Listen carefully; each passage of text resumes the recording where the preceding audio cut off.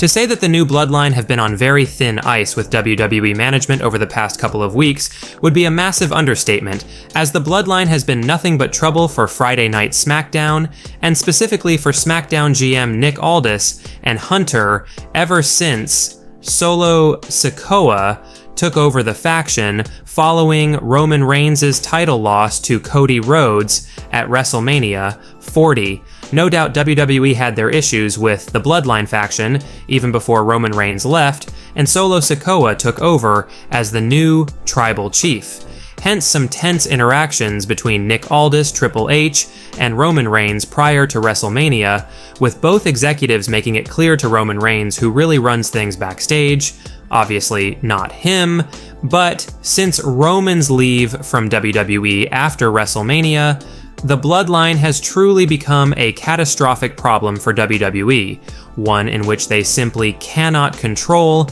hence the breaking shocking news that the new Bloodline have officially been fired and released from WWE following SmackDown last night. It's apparently all over for the new Bloodline in WWE, and Solo Sikoa is really the one who should be taking all the blame for the faction's downfall. On SmackDown last night, Solo Sikoa and the rest of the new Bloodline absolutely destroyed both Cody Rhodes and Randy Orton to close out the show, but certainly the Viper got the worst of it, as the Bloodline viciously put Randy Orton through the announcer's desk, eerily similar to how Paul Heyman was obliterated by the Bloodline just weeks ago and has been in the hospital ever since. Now, as many of you guys are likely aware, Randy Orton had been on the shelf sidelined with a devastating back injury for nearly 2 whole years, an injury that at one point was deemed so serious by doctors that Randy Orton would be forced to retire from wrestling. Thankfully, Randy Orton was able to come back from that devastating back injury and make a huge return to WWE late last year, but after the way SmackDown concluded last night, Randy Orton's WWE career is sadly once again in jeopardy, and SmackDown General Manager Nick Aldis and Chief Content Officer Triple H have decided to say enough is enough, and fire Solo Sikoa and the rest of the new Bloodline from WWE, with one of our insider sources reporting the following breaking new information on this shocking, developing story. Quote, "The Bloodline have been on very thin ice with WWE management for about 2 months now, and following the destruction of Paul Heyman a couple of weeks back, there were reportedly internal discussions and meetings held backstage among top WWE executives to fire or release the Bloodline from the company, as their actions against Paul Heyman were unspeakable, and there was legitimate concern behind the scenes that Paul Heyman may not have pulled through in the hospital after the vicious attack from the new Bloodline.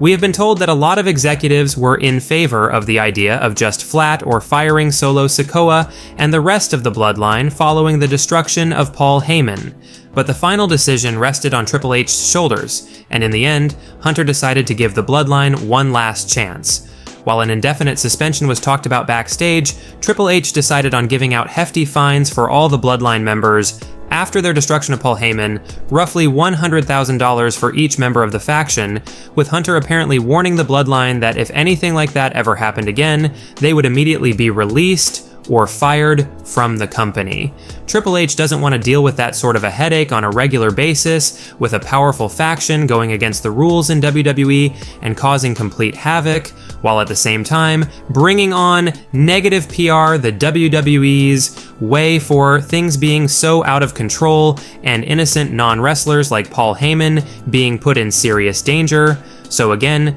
Triple H met with the Bloodline backstage about a week and a half ago and made it clear that if they overstepped that line one more time, that was going to be it, and that it was not going to be tolerated again, and they would be fired from WWE. Well, fast forward 2 weeks, and something similar happened again, this time with Randy Orton. The Bloodline firstly destroyed the WWE's undisputed champion Cody Rhodes last night on SmackDown, which is always something that infuriates management because Cody's their top guy and they certainly don't want Cody injured or forced to give up the title. But what really sent Triple H, as well as SmackDown general manager Nick Aldis, over the edge was the fact that they destroyed Randy Orton in such a devastating way that Randy's WWE career is now once again in complete jeopardy. The Bloodline learned absolutely nothing from their firm talk with Triple H last week following following the destruction of Paul Heyman, and the Bloodline continue to push their weight around and disregard and break any and all rules in WWE, despite being told they would get fired if they continue to cause havoc on SmackDown.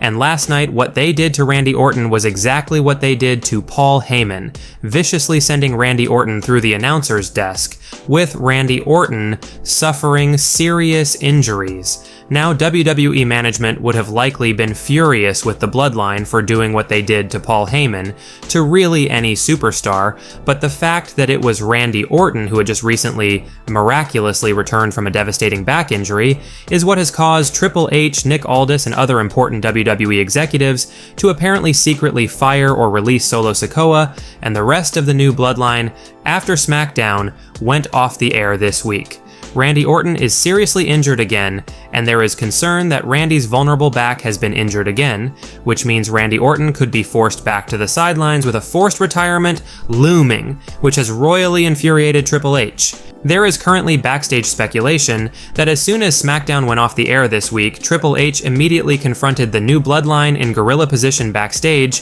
and told them all to pack their bags because they're through here. Solo Sikoa apparently just laughed at Hunter and said something along the lines of, "We'll just see about that," and left the arena, suggesting that Solo is going to find a way to get around the Bloodline's secret WWE releases. But as of right now, the Bloodline have reportedly been cut from the roster and have been officially moved to the alumni section on the internal roster list or sheet backstage. WWE are now focused on the well-being of Randy Orton, who required major assistance to get backstage by Cody Rhodes, and other officials following the vicious destruction courtesy of the Bloodline, and Randy Orton is now undergoing evaluation by WWE doctors to see the extent of his injuries, but it's reportedly not looking good for Randy whatsoever, and his WWE career may be done. As far as when WWE will officially announce to the public that the Bloodline have been fired or released is anyone's guess, but it would likely be put out within the next couple of days unless something changes backstage and Triple H changes his mind about firing them,